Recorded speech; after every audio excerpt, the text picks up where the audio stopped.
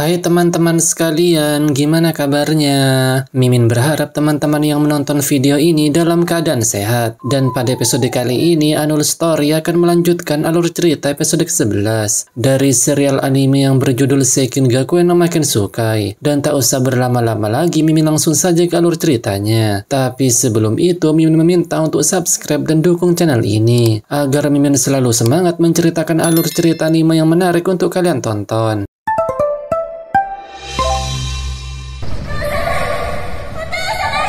Celia yang pingsan teringat kenangan bersama ayahnya. Saat itu ayah Celia minta bawahannya untuk mengevakuasi putrinya. Namun Celia bersikeras ingin pergi bersama ayahnya. Diketahui jika bencana Stampede sudah muncul di Assault Garden ketiga. Karena harus bertempur, jadi ayah Celia tak bisa membawa putri kesayangannya. Celia mengetahui jika ayahnya akan pergi untuk melindungi warga sipil. Karena hal itu ialah kewajiban keluarga Kristalia. Celia pun berkata jika dia ingin ikut bertempur. Namun ayahnya akan menyetujui hal itu jika Celia sudah bisa menggunakan pedang suci. Ayahnya juga mengingatkan cerita tentang Raja Iblis, dan menurut ayah Celia cerita tersebut benar adanya. Walaupun jahat, jika dunia ini diserang Void, mungkin Raja Iblis akan ikut melindungi dunia.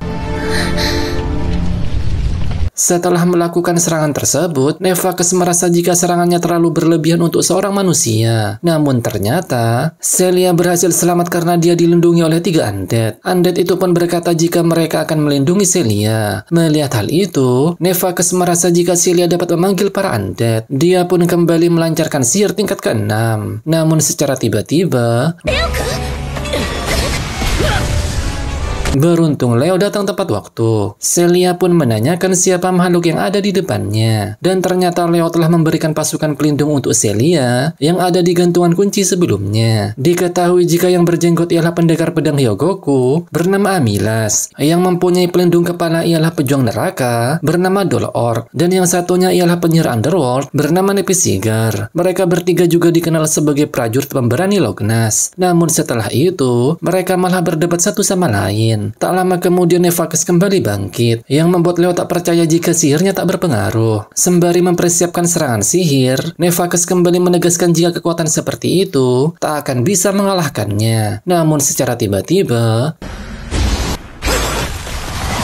Nevakes pun tak percaya jika serangan apinya bisa dilenyapkan. Hal itu membuatnya penasaran siapakah bocil tersebut. Namun saat Leo menanyakan apa tujuan Nevakes, secara tiba-tiba terjadi gempa yang membuat Nevakes tertawa. Dia juga berkata jika Santo Tiaris akan segera bangkit. Dan ternyata Tiaris ialah Dewi Agung yang menjadi Void Lord. Karena tujuannya telah selesai, Nevakes pun berniat pergi dari sana. Dia juga memberitahukan jika Leo dan yang lainnya tak akan bisa membinasakan Sang Dewi Agung. Meski Leo berusaha menangkapnya, namun usahanya sia-sia karena Nevakes berhasil menghalaunya. Setelah Nevakes pergi, Leo memikirkan jika dia pernah melihat Nevakes ribuan tahun yang lalu. Diketahui jika Nevakes ialah iblis dari Underworld yang beberapa kali mengikuti pertemuan Hajime. Leo juga beranggapan jika dewi yang dia maksud mungkin saja Roselia. Tak lama kemudian terjadi getaran dahsyat dan terlihat simbol Ordo Suci. Bersamaan dengan hal itu, muncul Sang Dewi Agung yang dikenal sebagai Void Lord.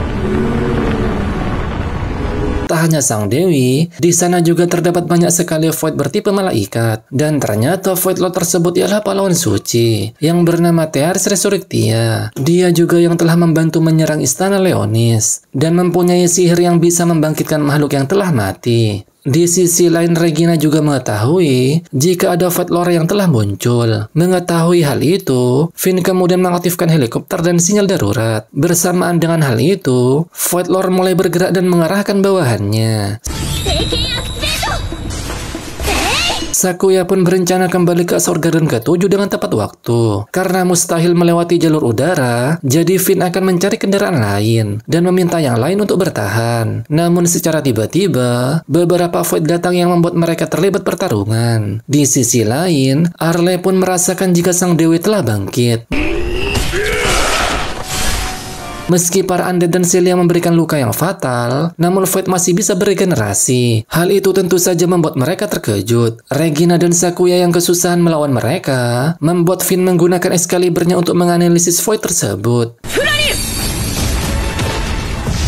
Dan ternyata Leo sudah mengetahui jika para Void dapat dilenyapkan dengan menghancurkan kepalanya. Dengan begitu mereka tak akan bisa beregenerasi. Setelah menganalisis Void tersebut, Finn juga mengetahui jika kelemahan para Void berada di kepalanya. Mendengar hal itu, membuat Sakuya berhasil menghabisi para Void. Karena Theoris mempunyai sihir kebangkitan, wajar saja para Void bisa beregenerasi. Terlihat Celia dan para undead berhasil melenyapkan para Void setelah mengetahui kelemahan mereka. Meski Void bertambah banyak, namun hal itu tak membuat para undead merasa gentar. Mereka kembali bertarung dan melenyapkan para Void. Terlihat Leo akan menyerang Void Lord dengan kekuatan yang dahsyat.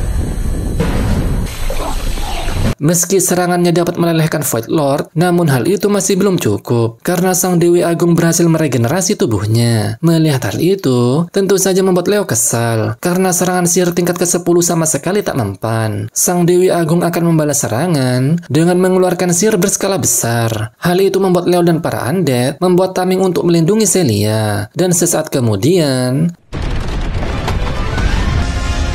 melihat hal itu, Arle pun mengetahui jika serangan tersebut ialah sihir pemusnah tingkat ke-11. Di sisi lain, terlihat Regina dan yang lainnya berhasil menemukan kendaraan. Finn pun mencoba untuk menghidupkan kendaraan tersebut. Kembali ke pertempuran, Leo dan yang lainnya berhasil selamat dari serangan Sang Dewi Agung. Leo kemudian minta Celia untuk melindunginya karena dirinya akan mempersiapkan serangan. Tak hanya Celia, para undead juga akan melindungi tuannya. Celia menggunakan kekuatan Ratu Vampir untuk menyerang para Void yang mendekat. Para undead pun juga melakukan hal yang serupa. Leo kemudian melompat dan akan menggunakan pedang iblis Dainsleif. Namun saat Leo hendak menyerangnya, pedang iblis tersebut malah bergema yang membuat Leo tak bisa melancarkan serangan. Dan secara mengejutkan, mendengar hal itu, Leo dengan wajah terkejut merasa jika suara itu ialah suara Roselia yang berasal dari Void Lord tersebut. Suara itu mengatakan jika Leo tak akan bisa menembasnya. Namun ternyata serangan Leonis berhasil dipatahkan. Void Lord kemudian membalas serangan yang bahkan membuat para Void tumbang, sampai-sampai membuat Celia terluka. Namun yang lebih mengejutkan, bahkan Sang Dewi Agung kembali mengeluarkan sihir pemusnahnya. Melihat hal itu membuat Celia marah dan mengeluarkan kekuatan sejatinya. Terlihat Celia juga memakai gaun yang diberikan Leo sebelumnya. Dan sesaat kemudian, serangan itu pun berhasil melumpuhkan Sang Dewi Agung. Terlihat para Void kembali menyerang, namun mereka dikalahkan oleh undead. Setelah itu Celia pun menghampiri Leo. Terlihat Leo mengingat masa lalunya bersama Roselia. Leo kembali berjanji akan menemukan Sang Dewi di masa depan. Dia juga berkata jika sumpah Raja Iblis itu mutlak. Setelah itu Leo pun terbangun dan meminta Celia untuk pergi. Karena sudah jadi tangan kanannya, Leo pun ingin Celia selamat. Dengan melarikan diri, Leo berharap Celia mengisi energi sihirnya dan meninggalkan dirinya. Di ingatan Leo, Roselia pun berkata, jika nantinya dia sudah bukan dirinya, Roselia ingin Leo melenyapkannya dengan pedang iblis tersebut. Mengingat hal itu, Leo merasa jika Roselia telah jatuh dalam ketiadaan. Dan jika benar begitu, untuk apa dirinya bangkit setelah ribuan tahun? Dan tidak ada artinya Leo berada di sini jika Roselia sudah berubah. Kembali lagi ke ingatan Leo, dia berkata tak bisa melenyapkan Roselia, meskipun hal itu permintaannya sendiri. Mendengar jawaban Leo, Roselia pun memintanya untuk melupakan pembahasan ini. Namun jika itu terjadi, permintaannya adalah kewajiban Leo. Dan jika menemukan dirinya di masa depan, pedang iblis yang dia berikan kepada Leo pasti dapat mengubah suatu takdir. Setelah itu, Leo merasa jika ingatan ini bukanlah mimpi melainkan Roselia yang sedang tersegel. Nah, itu dia alur cerita episode ke-11 dari anime Seiken-Gakuen no Makensukai. Annual Story akan menceritakan episode ke-12 minggu depan. Karena anime ini merupakan anime terbaru yang rilis setiap minggu. Dan sampai jumpa di alur cerita selanjutnya dan terima kasih sudah menonton. Bye-bye.